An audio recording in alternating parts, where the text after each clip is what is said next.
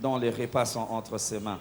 Éternel, inspire-le davantage, parle à son cœur, remplis-le de ta parole, remplis-le de ta puissance et souviens-toi de sa famille. Fais-le s'il te plaît. Dans le nom de Jésus-Christ, nous avons ainsi prié. Amen. Alléluia. Alléluia. Est-ce qu'il y a quelqu'un qui se sent dans la maison de son Père ce matin? Est-ce que quelqu'un se sent libre dans la maison de Dieu? Alléluia. J'aimerais que nous puissions nous tenir debout, bien-aimés, là où nous sommes. Nous allons célébrer le Seigneur. Amen, amen. Amen, amen. Je me rappelle, il y a un dimanche, j'ai dit ici, quand tu te lèves, si tu peux dire à ton voisin et à ta voisine qui est à ta gauche et à ta droite, tu lui dis, ne m'intimide pas. Ah, ne m'intimide pas. Là, je vais célébrer pour ce que Dieu a fait. J'ai aimé ce que le pasteur Roger a dit. Nous venons vers lui pour ce qu'il est. Amen, amen. Nous allons lui dire qu'il mérite la louange. Pour le mariage qu'il nous a donné, il mérite la louange. Pour le souffle de vie qu'il nous a donné, il mérite la louange. Pour le travail qu'il nous a donné, il mérite. Alléluia. Oh, merci Seigneur. Oh, alors que les amis s'apprêtent, nous acclamons le Seigneur très fort. Merci Jésus pour le don que tu nous fais d'être sauvés, enfants de Dieu. Merci Jésus. On y va.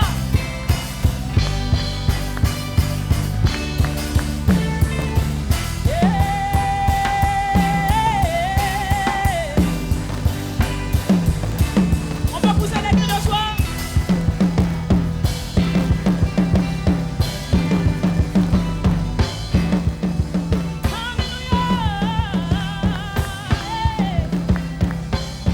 On y va ensemble.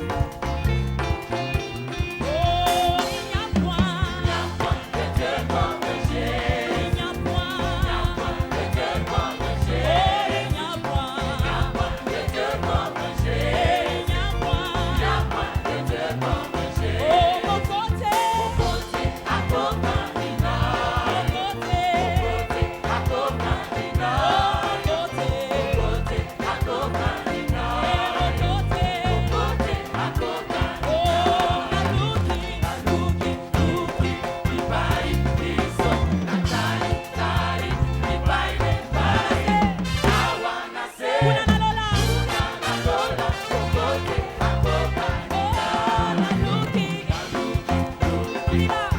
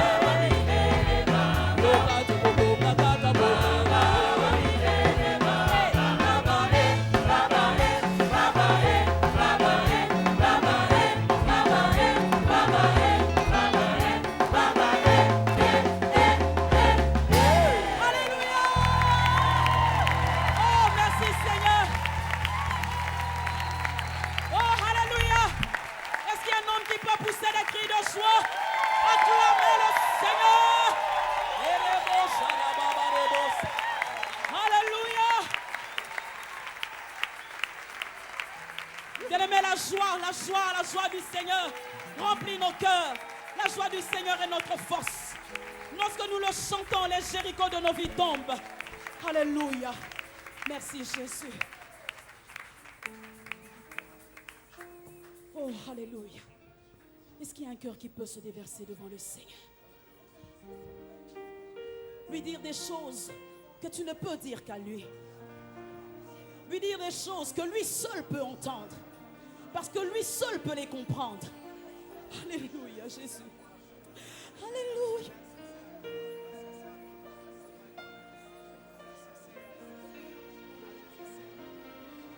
Oh, j'aimerais que vous éleviez vos voix devant le trône. Ne vous retenez pas devant sa présence. Il est celui qui change l'histoire de l'homme. De la poussière, il ramasse le pauvre et il le fait asseoir parmi les grands. Tes destinées ne sont pas cachées à ses yeux. Ce que tu vas devenir n'est pas un secret pour lui. Oh, alléluia. Il détient entre ses mains la stratégie pour te donner la victoire dans le combat. Alléluia. Alléluia. Je t'adore, Seigneur. Je me prosterne devant toi. Je t'aime, mon roi. Tu es ma vie, oh Dieu. Alléluia. Je t'adore, je t'adore, je t'adore. Hey, hey. Alléluia. Et namaste.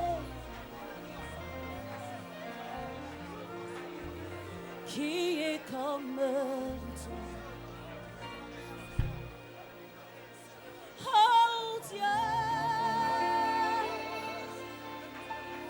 tu nous as créés à ta ressemblance. Qui est comme toi? Alléluia. Oh Dieu, quel honneur pour nous de venir t'adorer. Nous levons nos mains vers le grand Seigneur. Le grand Seigneur. Qui était et qui revient.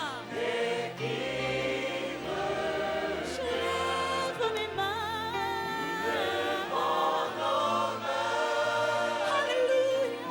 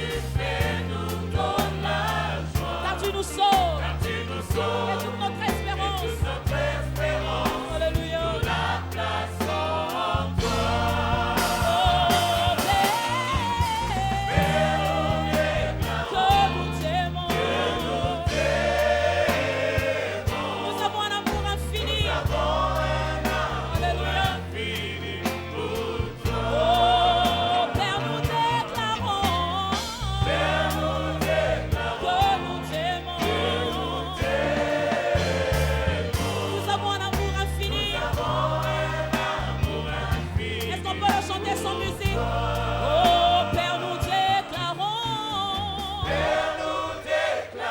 que nous t'aimons.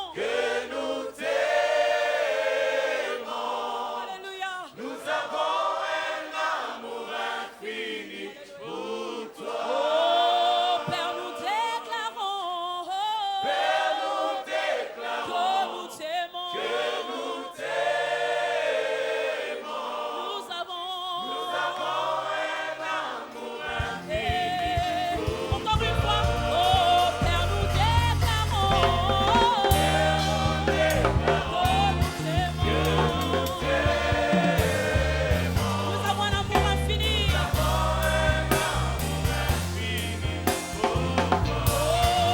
Père, nous déclarons que nous t'aimons. Nous avons un amour. Nous avons un amour infini.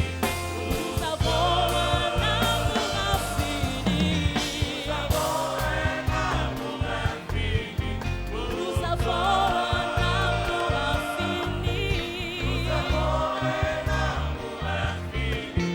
Nous avons un amour infini.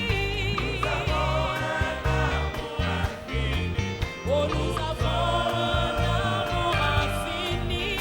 Nous avons un amour infini.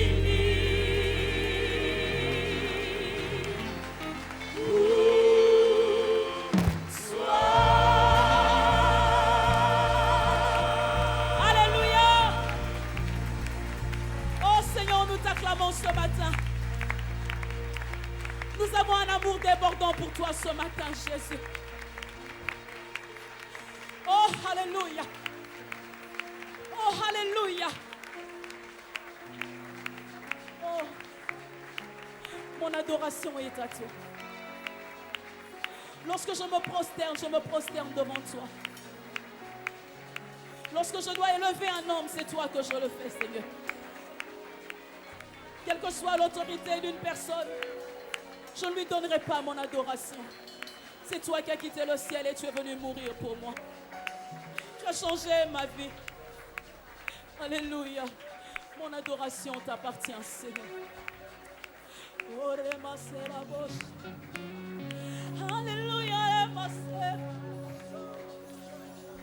Alléluia. Alléluia. Alléluia.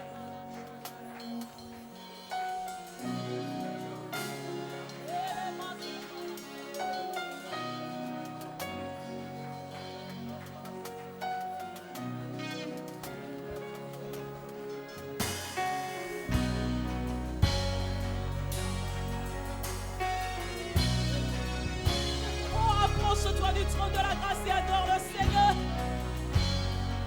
Alléluia.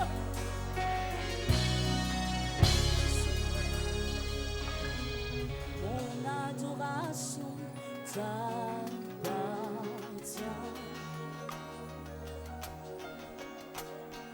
Mon adoration t'appartient.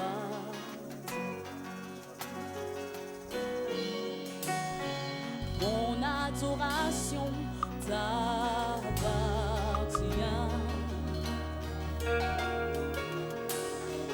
Mon adoration t'appartient.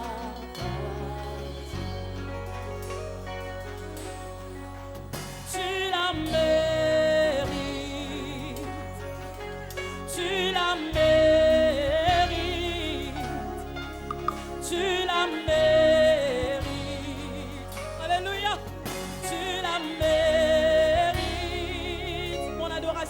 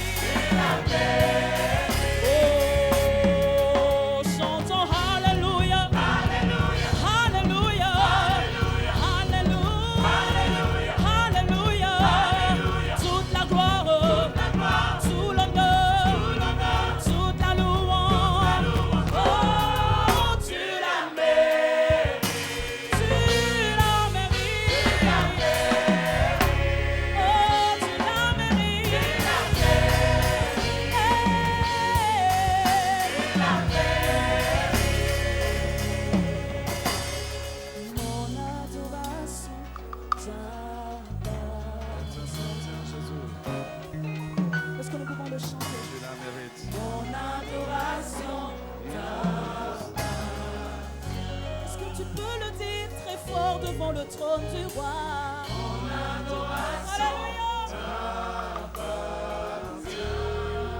Dis-le lui, dis-le lui. Mon adoration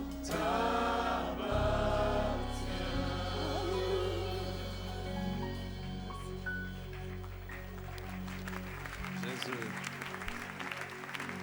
tu la mérites.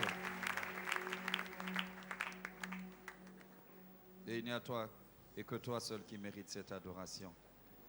Accepte, s'il te plaît, Seigneur, de nous parler en ce matin, alors que nous sommes là à ta table. Nous prions que tu puisses nous communiquer ta vie, que tu nous communiques ta pensée. Selon qu'il est écrit, ta parole, elle sort pour nous redresser, pour nous reprendre, pour corriger. Fais-nous du bien, alors que tu seras en train de nous parler. Souviens-toi de ton instrument. Je sais que tu l'as déjà, roi, afin qu'il parle de ta part. Au nom de Jésus. Amen. Amen. Nous bénissons le Seigneur. À cet instant précis, nous allons passer à l'écoute de la parole. Et c'est un grand privilège, un honneur et un plaisir d'accueillir celui qui va nous parler de la part de Dieu. Il s'agit d'un enfant de la maison. Il est pasteur ici à l'église de la Bande depuis un bon nombre d'années. Il coordonne les activités des cellules et des points d'évangélisation, c'est-à-dire toutes nos cellules de prière. C'est lui, le pasteur, qui est en charge de leur coordination.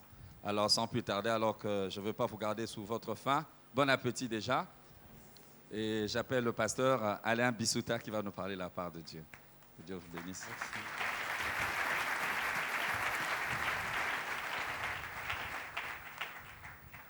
Bonjour à tous.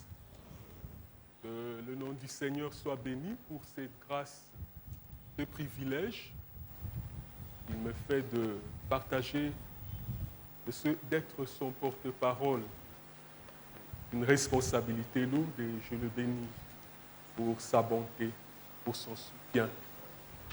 Et j'aimerais aussi remercier le pasteur Bondo. C'est vrai qu'il est en déplacement. Et je lui dis merci parce qu'il a accepté de me donner le tablier pour que moi, je sois celui qui serve les repas à nous tous. Amen. Hein? Et je vous dis aussi merci, que Dieu vous bénisse pour votre présence, votre assiduité. Amen. Acclamez pour vous-même. Amen. Sans tarder, j'aimerais que nous penchions sur notre texte de base. Nous pouvons ouvrir nos Bibles dans le livre de Luc, l'évangile de Luc, chapitre 14, versets 25 à 35.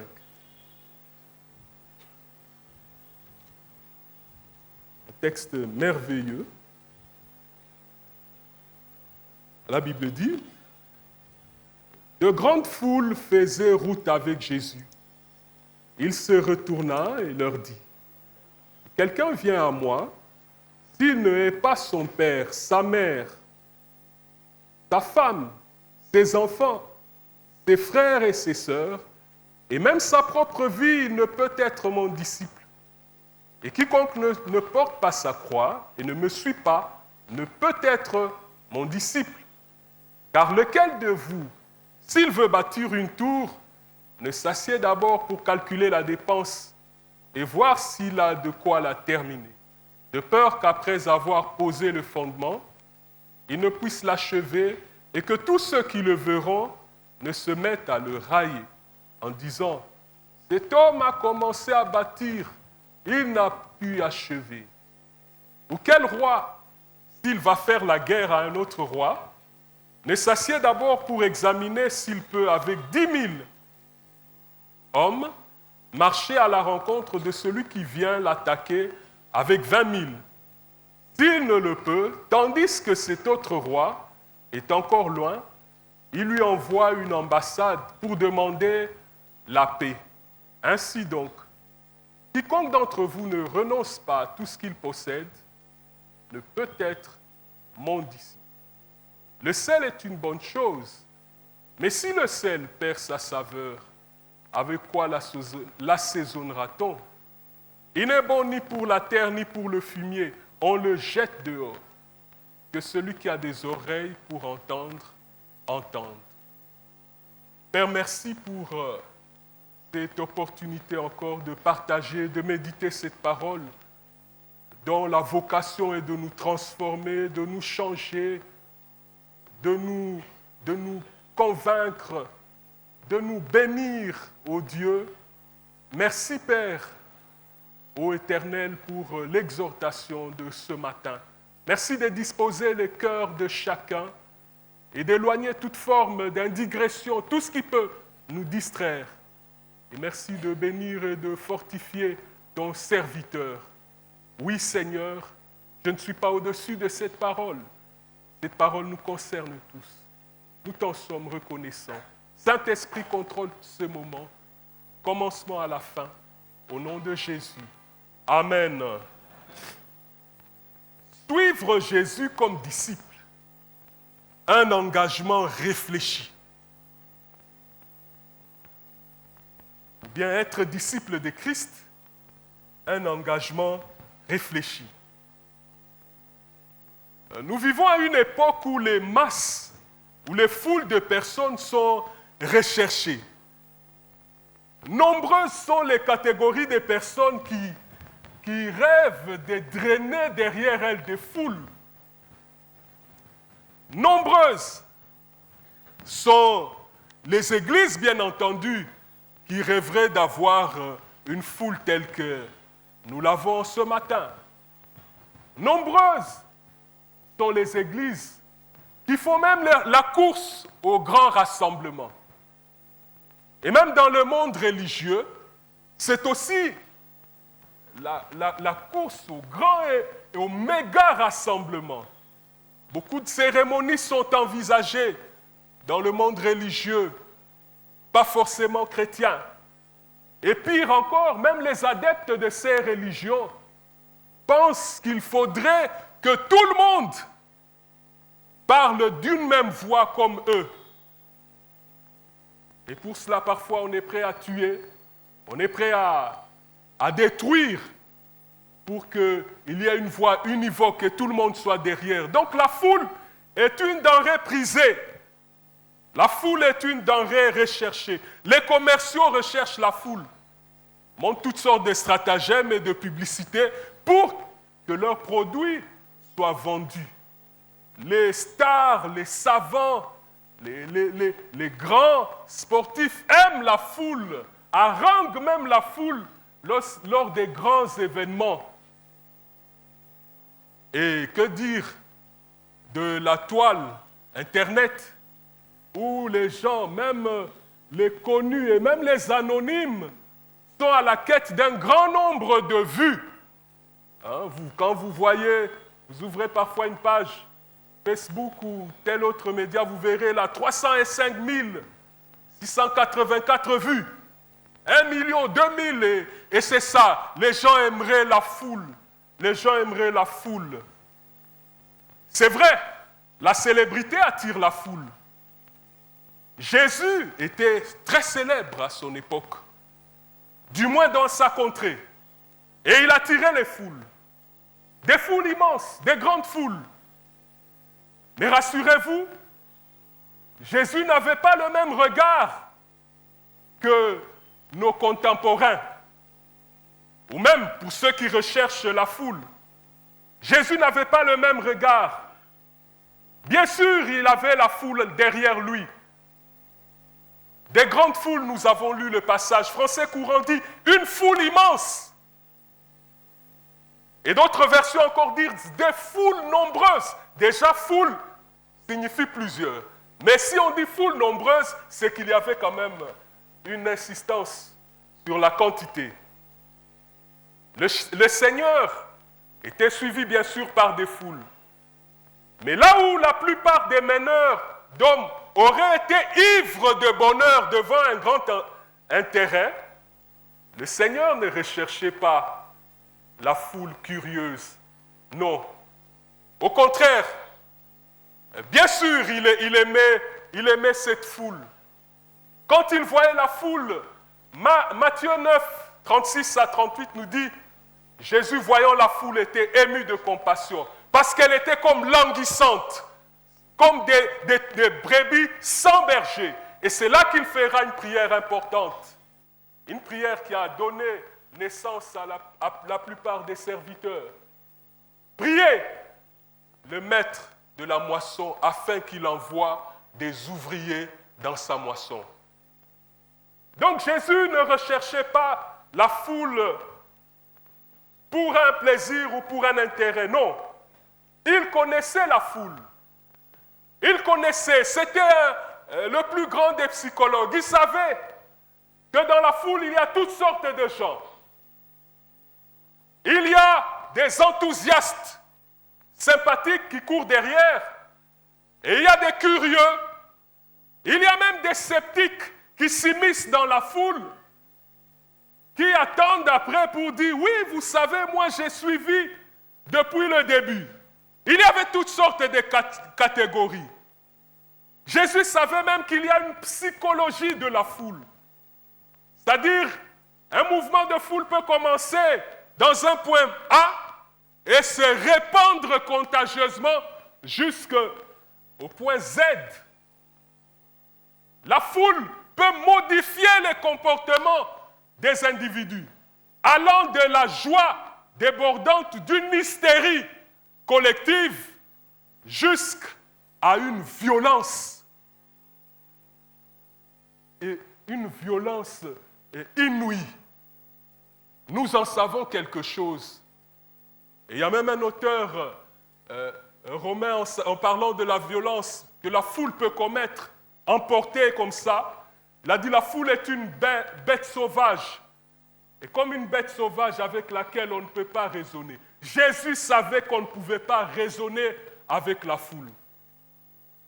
Et il voulait choquer. Il voulait tamiser. Il voulait sélectionner. C'est dans ces méthodes. Dans plusieurs endroits de l'Évangile, Jésus draine des foules. Mais il pose des problématiques. Il teste pour voir si les gens sont capables de se démarquer, de se départir de la foule. Quel chrétien es-tu? Tu es un chrétien de la foule du dimanche? Il y a un chrétien capable de se démarquer dans sa marche avec le Seigneur. L'objectif de notre méditation, c'est de nous amener à un engagement sérieux et réfléchi pour ceux qui n'ont pas encore fait. L'engagement avec Christ est sérieux et réfléchi. Mais aussi, pour ceux qui l'ont déjà fait, ils peuvent s'évaluer. Ils peuvent s'évaluer et éventuellement se réévaluer. C'est-à-dire revoir à la hausse tout ce que le Seigneur fait dans nos vies et notre communion. Nous étions peut-être à un certain niveau, nous marchons bien, c'est bon, mais nous pouvons aussi aller plus haut. C'est là où le Seigneur nous attend. Donc nous verrons dans ce passage, dans ces passages que nous avons lus, quelques petits points.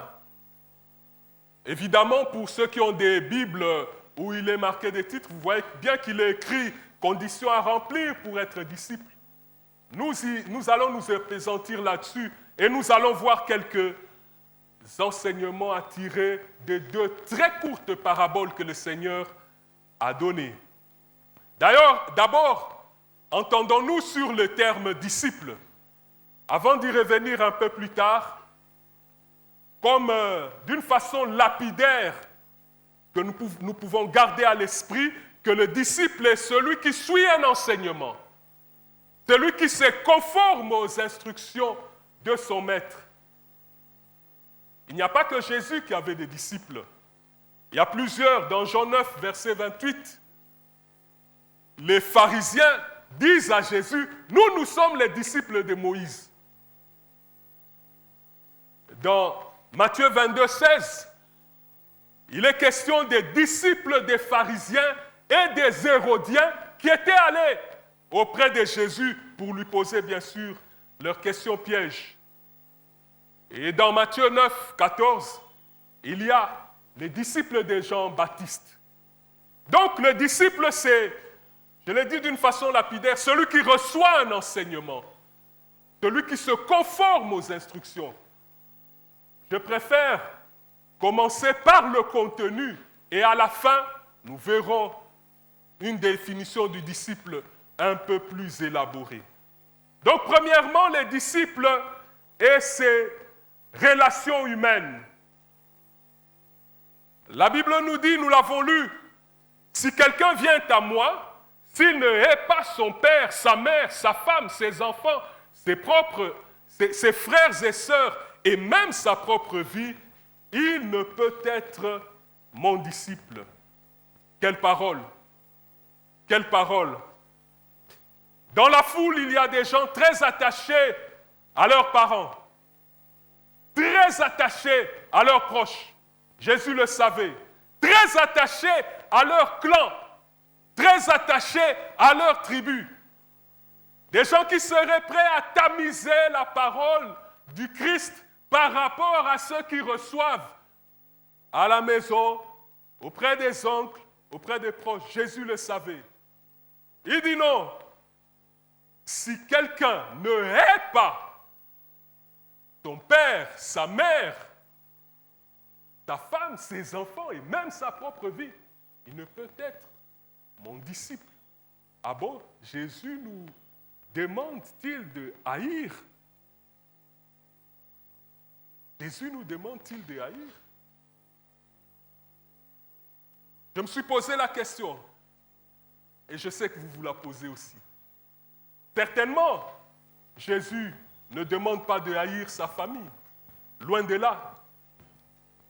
La Bible nous parle des commandements que le Seigneur nous a donnés.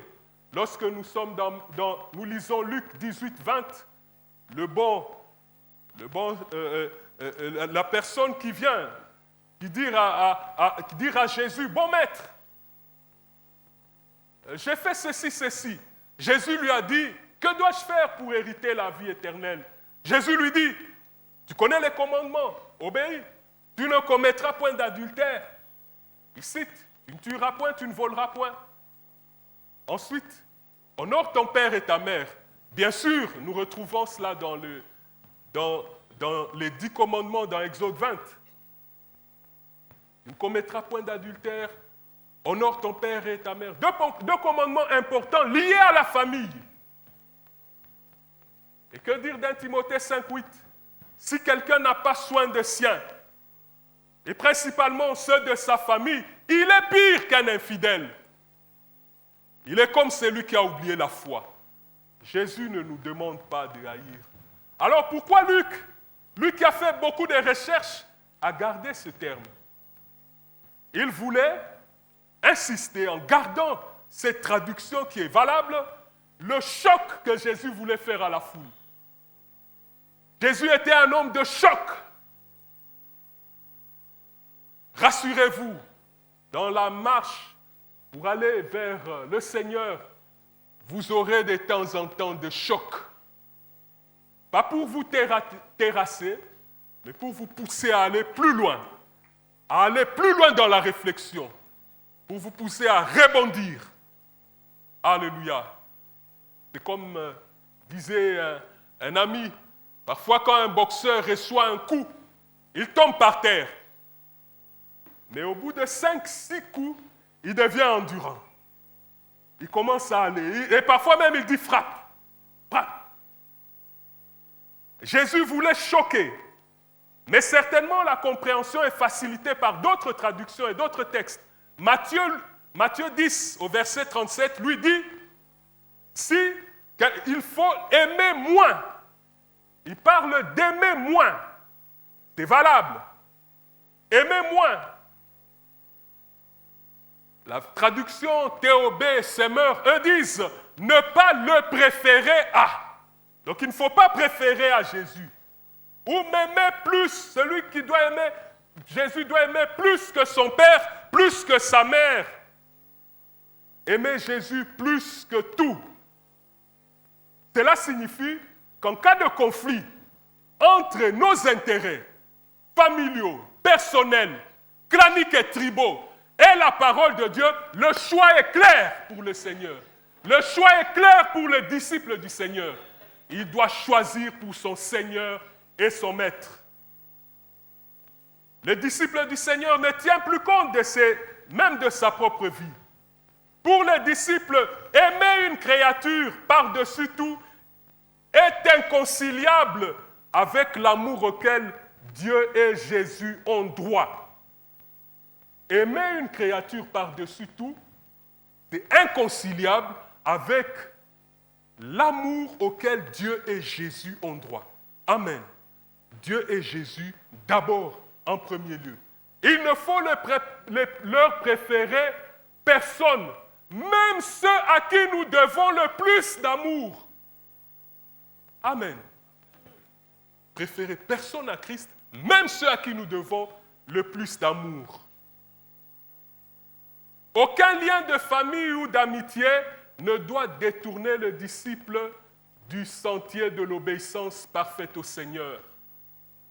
L'identité du disciple n'est plus celle de ses origines, de son milieu social ou de ses relations, mais par son adhésion à la personne et au message de Christ. Amen. Christ nous a rachetés de toute langue, de tout peuple, de toute nation, de toute tribu, pour faire de nous un royaume des sacrificateurs, une famille unique. C'est triste si nous sommes encore chrétiens, mais avec des pensées claniques, tribales, des affections tribales, des partis pris. C'est triste. Ce n'est pas dans la pensée du Seigneur. Et du reste, évitons de suivre la folie des hommes qui veulent être préférés à Jésus-Christ. Amen. En tant que disciples, nous devons bien le faire comprendre parfois à certains que c'est d'abord la pensée du Seigneur, c'est d'abord le Seigneur, et ensuite, les hommes viennent après. Et deuxième condition que Jésus pose, le disciple doit porter sa croix. Porter sa croix n'était pas un fait spécial en Palestine, non. Du reste, Jésus a été pendu à côté de deux malfaiteurs, n'est-ce pas? Mais Jésus se sert de cette image. Sans doute il avait en vue ce qu'il allait subir, mais il se sert de cette image pour expliquer la marche du disciple. En fait, qu'est-ce qu'il veut dire par là? L'identification à ses souffrances. C'est ça la croix. Accepter Christ, marcher avec lui, le suivre dans ses souffrances. Accepter les souffrances du chrétien de la vie quotidienne. C'est parfois des souffrances qui sont très loin des discours pompeux et ronflants tels que nous sommes enfants de Dieu, nous ne souffrirons pas. Loin de là. Loin de là. L'enfant de Dieu peut passer par la souffrance. L'enfant de Dieu peut même, à cause de sa foi, passer par la mort. Sommes-nous prêts? Quelqu'un a dit, si vous n'êtes pas prêt à mourir pour une cause, évidemment du Seigneur, c'est que véritablement vous n'êtes pas prêt à vivre pour lui. Ceux qui ne sont pas prêts à vivre pour le Seigneur ne sont pas prêts à mourir pour lui. Ou l'inverse. Le disciple doit porter sa croix. Et nous portons notre croix chaque jour quand nous nous identifions à un Christ rejeté par les hommes, quand nous subissons le mépris et la haine du monde par amour pour le Seigneur, quand nous acceptons les circonstances adverses de l'existence comme des instruments propres à faire mourir notre orgueil et notre égoïsme. Oui, le disciple doit porter sa croix chaque jour. Et j'aime beaucoup une parole que j'ai gardée de notre pasteur qui est dans la gloire. Être disciple de Christ, c'est plus que de l'enthousiasme. Il faut être prêt à payer les prix. Amen. Hein? Et porter sa croix, évidemment, quand nous mourons à nous-mêmes, la finalité, comme nous l'avons lu plus loin dans les textes, c'est que nous pouvons libérer la saveur spirituelle. Nous pouvons libérer le sel et le communiquer à notre entourage. Troisièmement, le disciple doit renoncer à ses possessions. Pour suivre le Seigneur, il faut renoncer à tout ce qui nous appartient. Bien sûr, il ne s'agit pas de mener une vie d'ascète ou de faire des vœux de pauvreté, loin de là. Loin de là. Il ne s'agit pas de se priver des gains et faveurs que rapporte une activité honnête. Dieu peut nous bénir largement, au-delà de nos espérances, pour que nous en partagions à d'autres, pour que nous soutenions son œuvre. Oui, c'est sa volonté aussi. Mais, par rapport à nos biens, le disciple est un administrateur des biens, un intendant. En réalité, dans son attitude véritable, ces biens, il en est l'intendant. Ces biens appartiennent au Seigneur qui lui a confié la gestion. C'est ce que Christ voulait dire. Les considérations par rapport au confort personnel et à la sécurité doivent être subordonnées à notre noble tâche de glorifier le Seigneur et de le faire connaître. Un jour, il y a près d'une dizaine d'années, alors que je travaillais, j'estimais que la rémunération ne concordait pas avec la position élevée que j'avais. J'ai prié, je me demandais si je devais intenter une démarche, ce qui n'est pas mauvais en soi. Mais le Seigneur m'a parlé. Tu es d'abord là, non pas pour gagner de l'argent, mais pour me faire connaître au travers de ton témoignage.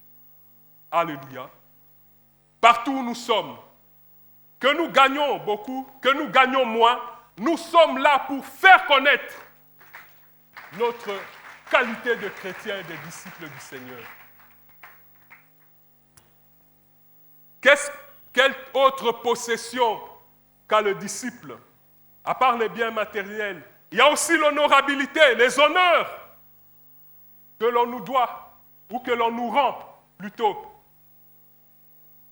L'apôtre Paul, parlant même de son honorabilité dans Philippiens 3:8, il dit « Tout ce que j'avais, tout ce que j'étais, je considère cela comme de la boue. » Le disciple du Seigneur doit arriver à considérer les choses, ces honneurs mondains, comme de la boue. Le disciple ne doit pas s'accrocher. Il est vrai que nous aimons beaucoup les titres. Si vous demandez à un jeune un CV pour une proposition d'embauche, vous pouvez être surpris entre les titres marqués et la personne. On est même prêt à mettre président du comité des jeunes de l'avenue. Même si l'avenue n'a que 8 maisons. 4 à gauche, 4 à droite. Secrétaire particulier du chef des quartiers. On va mettre plein de titres là. Nous aimons beaucoup les titres. Il y a un grand commerçant qui a dit une fois, pour les Congolais, vous aimez beaucoup la titre, mais la capable. Il voulait parler de l'effectivité du travail. Nous aimons plus les titres que les compétences. L'apôtre dit, non, mon passé d'Israélite pieux, mon zèle, je le mets de côté. Évidemment, même si ce sont des couronnes, faisons-en déjà l'exercice. Là-bas, nous les mettrons à ses pieds. Ici aussi, nous sommes déjà prêts à lui soumettre tous nos titres, toutes nos positions sociales auxquelles tant d'hommes de foi ont renoncé pour la mission pour le salut de plusieurs. Des hommes ont refusé le confort, la sécurité, les positions, les titres. Quelle est notre attitude? Être disciple du Christ, je le répète, c'est plus que de l'enthousiasme. Il faut être prêt à payer le prix. Venons-en à l'enseignement tiré de nos paraboles. Nous allons relire rapidement ces deux courtes paraboles. Car lequel, nous sommes dans Luc plutôt 14, 28 à 31, il est dit, car lequel de vous, s'il veut bâtir une tour, ne s'assied d'abord pour calculer la dépense et voir s'il a de quoi la terminer, de peur qu'après avoir posé les fondements, il ne puisse l'achever et que tous ceux qui le verront ne se mettent à le railler en disant « Cet homme a commencé à bâtir et il n'a pas pu achever. » Ou quel roi, s'il va faire la guerre à un autre roi, ne s'assied d'abord pour examiner s'il peut, avec 10 000 hommes, marcher à la rencontre des hommes, marcher à la rencontre de celui qui vient l'attaquer avec 20 000. C'est le Seigneur qui parle. Au travers, bien sûr, il nous donne un grand enseignement principal dans ces paraboles. Éviter la sanction à un engagement léger et irréfléchi. Même lorsqu'on suit le Seigneur de façon légère, de façon irréfléchie, de façon enthousiaste, comme un bon sympathisant, on est exposé à la moquerie, à la désillusion, à la déconfiture, à la destruction. Et Semeur, vous parlez de la moquerie, traduit cela, j'ai aimé. Il risque d'être la risée de tous les témoins de son échec. C'est fort, hein? Celui qui a commencé à bâtir et qui s'est arrêté en chemin risque d'être la risée des témoins de tout son échec. Ce n'est pas le cas, bien sûr, pour nos nations africaines. Vous savez, partout en Afrique, vous verrez souvent des bâtiments, des maisons inachevées. Les gens ont commencé à bâtir, mais apparemment, ils n'avaient pas calculé. Sur le plan profane, n'est-ce pas? Ils n'avaient pas calculé. Mais par rapport à la parabole, il faut discerner. Ces deux paraboles nous donnent des situations similaires, mais présentées d'une façon en amont et d'une autre en aval. S'engager à Christ, bien sûr, le fond de l'enseignement coûte ce qu'il y a de plus cher. Mais il y a une situation en amont. En amont, il faut calculer, il faut s'asseoir, parce qu'il n'y a encore rien. On est encore au niveau de la volonté. On veut bâtir, il faut calculer, il faut s'asseoir, il faut réfléchir, voir avec ce qu'on a. Et quand on veut marcher avec Christ, il faut oublier, pour repousser le péché, pour repousser les affections de la chair, pour que le moi soit mis de côté. Il faut être prêt à tout abandonner. D'abord les péchés et les choses mortes, mais aussi être prêt parfois à faire des choix difficiles pour le Seigneur. Ça, c'est en amont. Il faut calculer. Il n'y a encore rien. Mais la deuxième parabole qui nous complète la même réalité, c'est en aval. Il y a un roi qui vient. La guerre est déjà déclarée. Il est en train de venir. Vous êtes déjà engagé. En votre possession, il y a 10 000 hommes. Mais celui qui vient, vient avec 20 000 hommes. Il n'y a pas moyen. S'il n'y a pas moyen de faire face ou de l'arrêter, il faut commencer à négocier une ambassade, à envoyer une ambassade, à négocier les conditions de paix. Sinon, on encourt la destruction. Et là, le Seigneur nous montre les risques à encourir lorsque l'engagement est léger. La désillusion. On aurait perdu du temps en vain. Quelqu'un a dit, je préfère, peut-être, c'est une façon de le dire, il aurait été préférable de n'avoir pas connu le Seigneur et de périr dans la perdition que de venir très légèrement, avoir retenu quelques bribes ça et là, avoir connu les frères et les sœurs, avoir goûté aux joies célestes et à la fin mal finir. Et mal finir.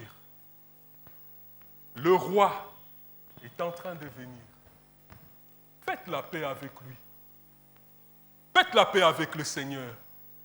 Rien ne peut lui résister. Rien ne pourra lui résister. Même nos biens, notre orgueil, tout.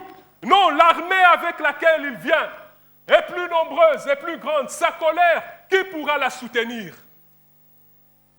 Faites la paix avec le Seigneur. Il est le roi qui revient. La finalité, un disciple qui abandonne au milieu de la course parce qu'elle est trop pénible ressemble à du sel qui a définitivement perdu sa saveur et qui est impropre comme assaisonnement ou engrais. Impropre à la consommation. Ce serait dangereux. Ce serait dangereux pour nous d'être comme du sel qui a perdu sa saveur. En conclusion, le Seigneur, bien sûr, recherchait, voulait bien de cette foule. Il n'avait rien. Il n'avait pas une aversion particulière à cette foule. Il les aimait, comme je l'ai dit tantôt, comme nous le montrent les textes de Matthieu. Il aimait cette foule. Il avait compassion d'elle. Il agissait, il guérissait, il bénissait, il délivrait les captifs. Au milieu de cette foule, il faisait plein de bonnes choses. Mais il ne voulait pas que la foule se cantonne à cet état, à un état grégaire, dirigé par une psychologie de tout le monde. Non, il voulait des gens capables de se déterminer, capables de s'assumer. Et c'est là où le Seigneur nous interpelle. Jésus ne cherchait pas à rassembler des foules qui se plairaient à l'écouter. Son but était de former des vrais disciples. Il voulait des disciples disposés à vivre avec dévouement et passion pour lui. Es-tu passionné du Seigneur? Y a-t-il un feu qui brûle en toi pour le Seigneur? Es-tu rangé, comme je le disais une fois, le psalmiste dans le psaume 119 qui dit « Je suis brisé par le désir qui me porte vers ta parole. » Es-tu rangé, es-tu porté, transporté vers la parole du Seigneur? Rassurez-vous, on ne peut pas être disciple du Seigneur en se suffisant d'un message du dimanche, loin de là. Il faut entretenir sa foi, il faut la nourrir, il faut entretenir son âme. Christ a mis des moyens, nous allons le voir tantôt. Christ n'avait jamais adapté son message au goût de la foule majoritaire.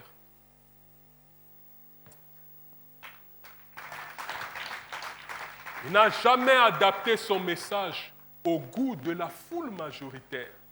Pour plaire, non.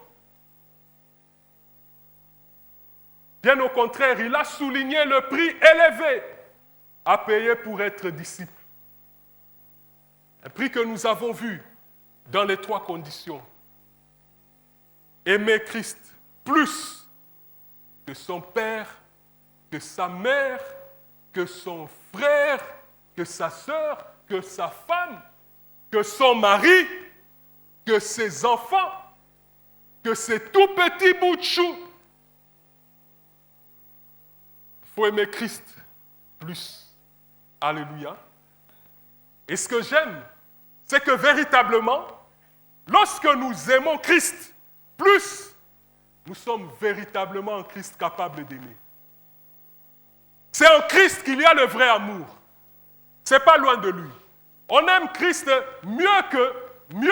on aimera mieux son épouse en Christ qu'en dehors de Christ.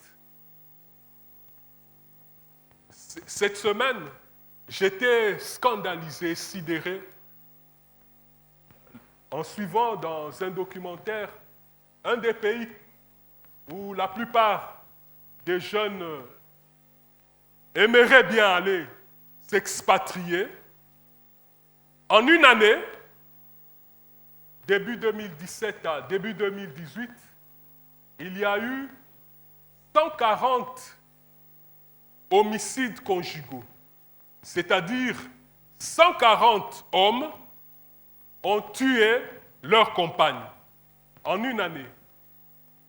Ce qui revient à dire, si on prend 365 divisé par 140, ça fait 2,6, plus ou moins 2,5. C'est-à-dire chaque fois, tous les 2 jours et demi, il y a un homme qui tue sa femme et sa compagne. Sans le Seigneur, bien sûr dans un monde païen, pour des personnes parfois que nous admirons. Lundi, quelqu'un a tué son épouse. Mardi, mercredi, le matin du jeudi, un autre tue. Le dimanche, un autre tue. Et comme ça, en une semaine, il y a au moins 3 hommes qui sont en train de détruire, de tuer, d'endeuiller des parents. C'est triste. Ça, c'est l'amour selon le monde. Mais rassurez-vous, quand on paye le prix auprès du Seigneur, on peut recevoir la saveur que l'on va communiquer. Même dans sa famille d'abord, même auprès de ses proches et de son entourage le plus proche. Oui, aimer plus le Seigneur que toute autre relation humaine. Et ensuite porter sa croix. Nous avons dit accepter de souffrir, accepter les souffrances. 1 Pierre 4, le verset 14 à 15, nous parle en nous disant que si nous sommes outragés pour le nom de Christ, nous sommes heureux. Nous sommes heureux que personne d'entre nous ne souffre comme voleur, comme adultère, comme s'ingérant dans les affaires d'autrui. Mais si quelqu'un veut souffrir, qu'il souffre comme faisant la volonté du Seigneur. Et cela est d'un grand prix aux yeux de Dieu. Et cela portait véritablement sa croix. Si nous mourons avec lui, nous ressusciterons avec lui. Amen. Et enfin, comme je l'ai dit aussi, renoncer à ses propres biens. Renoncer à un attachement, vorace à ses biens. Comme il y a des gens parfois, quand ils s'habillent en noir, c'est le véhicule noir. Quand il est en beige, c'est le véhicule belge. Quand il est en bleu, c'est le véhicule bleu. Quand il est en rouge, c'est le véhicule rouge. Il en a fait tellement un attachement. Il ne peut rien passer. Hommes, femmes, parfois, ne peuvent rien laisser passer. Toute personne qui amène quelque chose au travail, on prend. Dette, on prend. On est tellement attaché. La voiture dernier cri vient de paraître. Il faut ça. Celle de 2018, directement. Non, ce n'est pas une mauvaise chose de se procurer un beau véhicule. Mais nous sommes des administrateurs. Nous sommes des pèlerins en voyage. Amen. Même ce que Dieu nous bénit gracieusement et généreusement, mettons-le à son service. Pour en revenir à la définition du disciple, parce que j'avais promis de commencer par le contenu, le disciple est celui qui s'attache à la personne de son maître, bien sûr Christ, non seulement à son enseignement pour devenir un adepte, mais il marche à sa suite. Il lui voue une fidélité exclusive. Et même dans certains cas, il est prêt à abandonner biens, relations et situations, positions pour partager la destinée du maître, jusqu'à donner sa vie pour lui s'il le faut. C'était la norme des premiers chrétiens. C'était cela la norme. C'était cela le niveau. Ça ne l'est pas moins pour nous, rassurez-vous. Ça n'est pas moins. Les normes de Christ n'ont pas baissé. Sa parole est la même. Il n'y a pas de demi-mesure. Il n'y a pas de compromis. Sans cela, le chrétien qui abandonne parce que la course est trop pénible, je l'ai dit tantôt, il est comme du sel qui a perdu sa saveur. Christ, je vous dis, Christ voulait décourager les tièdes, les gens qui sont ni chauds ni froids. Il y en a beaucoup. Et très souvent, lorsqu'on est tiède, on tire vers l'arrière ceux qui veulent aller de l'avant. Rassurez-vous, Apocalypse 3 nous dit, si quelqu'un est tiède, celui qui n'est ni chaud ni froid, je le vomirai de ma bouche. Sommes-nous tièdes? Sommes-nous prêts à suivre le Seigneur à n'importe quel prix? Sommes-nous prêts à ne faire aucune demi-mesure, aucun compromis? Suivre le Seigneur comme disciple, être disciple de Christ, c'est un engagement réfléchi. Que Dieu vous bénisse.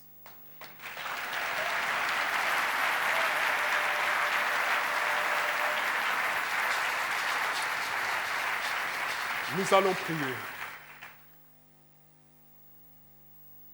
Alors que nous avons nos têtes baissées, je vais faire un double appel. Premièrement, ceux qui sont retrouvés dans cette parole, ils remarquent que dans leur engagement avec Christ,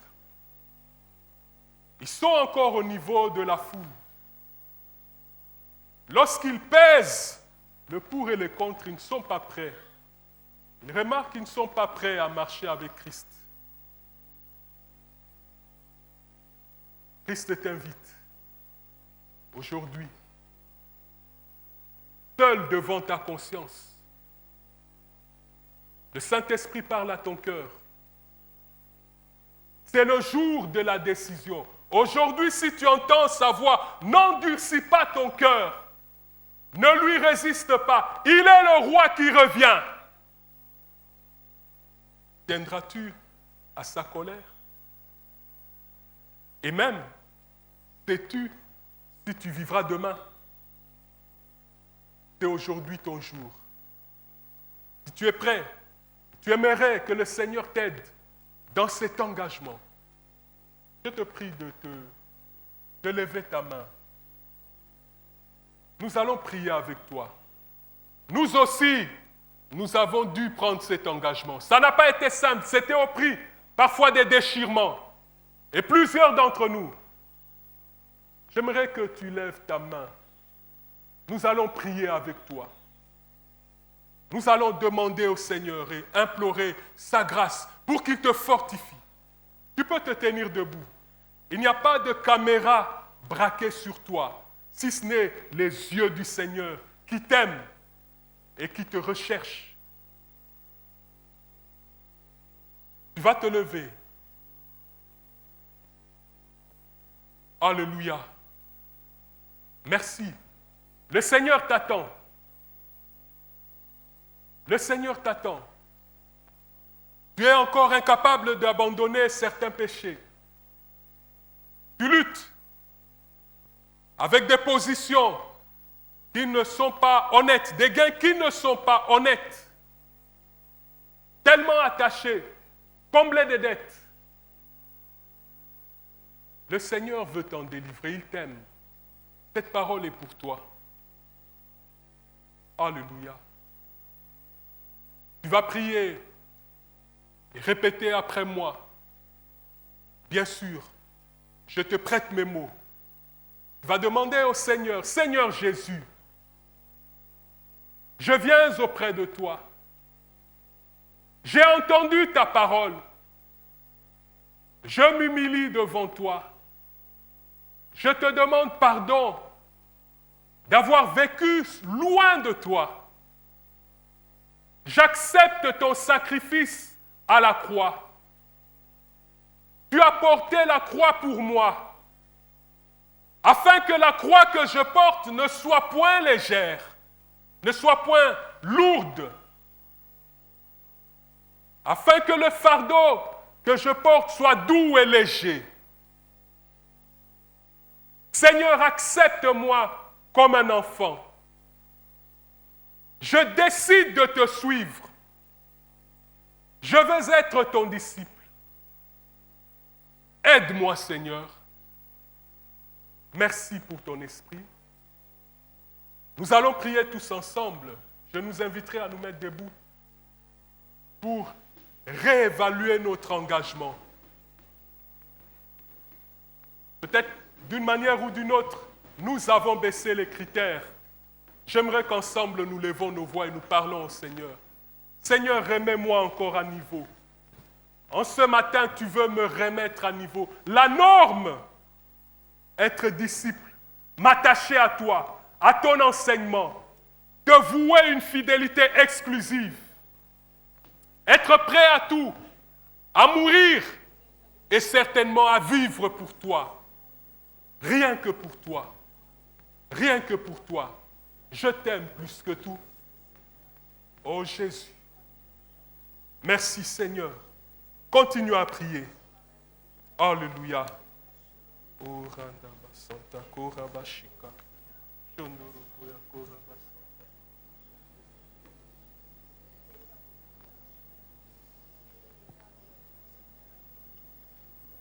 Si ça ne vous dérange pas de prendre la main de votre voisin à gauche et à droite, nous voulons prier encore ensemble. Dans mon cœur, j'ai choisi de suivre Jésus, oui pour toujours, oui pour toujours, oui pour toujours, oui dans mon cœur. C'est la plus belle décision que nous avons prise dans nos vies. Nous pouvons gagner tous les biens de ce monde, mais il n'y a rien qui vaut cette décision. Oh oui, dans mon cœur, j'ai choisi de suivre Jésus, oui, pour toujours. Quelles que soient les sollicitations que ce monde dresse, quels que soient les vents et les tempêtes, moi dans mon cœur, même ce que le patron est en train de faire comme tergiversation, même ce qu'on fait contre moi, non, je ne reculerai pas, parce que dans mon cœur, j'ai décidé, je le suivrai jusqu'au dernier jour de ma vie. Dans mon cœur, moi, j'ai choisi de suivre Jésus. Je n'ai pas décidé de suivre un mouvement philosophique, une religion, des coutumes, des traditions, mais c'est Jésus que je suis. Oui, dans mon cœur, de suivre Jésus.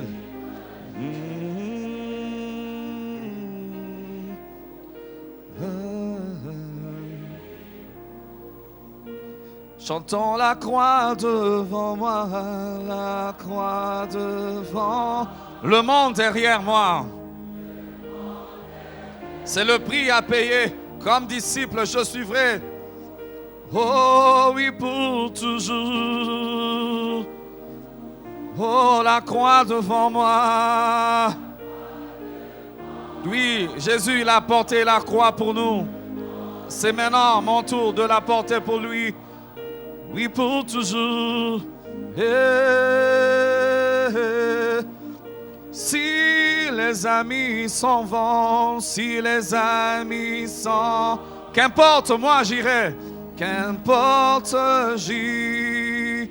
Oui, pour toujours. Ce n'est pas une affaire de famille, de relation, qu'on soit nombreux, que je sois seul. S'ils ne viennent pas, je n'irai pas. Non, c'est un choix personnel, qu'importe. Si les amis s'en vont, même s'ils retournent en arrière, moi j'irai. Et moi, oh oui, pour... chantons-le dans mon cœur. Si on peut le chanter un moment sans instrument. Oui, pour toujours. Oui, pour toujours. Oui, dans mon cœur. De suivre Jésus.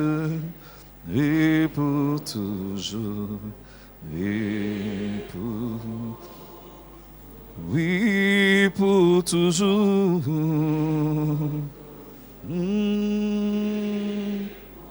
Oh oui, pour toujours. Ces billets de banque ne valent pas ton salut. Oui, pour toujours. Les biens de ce monde ne valent pas ta foi. Oui, pour toujours. J'aimerais que nous puissions prier les uns pour les autres, pour que personne ne perde la foi. C'est vrai que nous avons besoin d'être bénis ici. Nous avons besoin des biens matériels, que nos enfants se marient, qu'ils étudient, qu'ils voyagent, qu'ils deviennent quelqu'un, que vous vous développiez, que vous vous accomplissiez. Mais il y a un but ultime pour lequel Dieu nous a envoyés sur terre. C'est de connaître Dieu, de connaître Jésus, de devenir comme Jésus. J'aimerais que tu pries pour toi, que tu pries pour ton voisin de gauche et à droite, que tu lui dises, Seigneur, fais-lui la faveur d'être un disciple accompli, un homme qui est prêt à payer le prix. Cette semaine, il y a quelqu'un qui doit payer le prix. Cette semaine, une femme doit payer le prix. Un jeune homme doit payer le prix. Une jeune fille doit payer le prix. Dis Seigneur, soutiens-le, qu'il arrive à payer le prix. Qu'il arrive à payer son prix comme il le faut, comme il se doit. Que rien ne l'arrête. Que les sollicitations de ce monde ne le trompent pas. Seigneur, soutiens-le. Qu'il ne soit pas seulement chrétien le dimanche. Qu'il ne soit pas seulement chrétien quand il vient ici, mais donne-lui la force de témoigner Jésus, de manifester Jésus là où tu l'as placé, dans l'école où il étudie, dans l'université qu'il fréquente, dans l'entreprise qu'il fréquente. Seigneur, partout où il est, partout où elle est, le quartier qu'elle habite, la famille où elle évolue, Seigneur, donne à mon voisin, à ma voisine, d'être un témoin de Jésus, de manifester la vie de Jésus.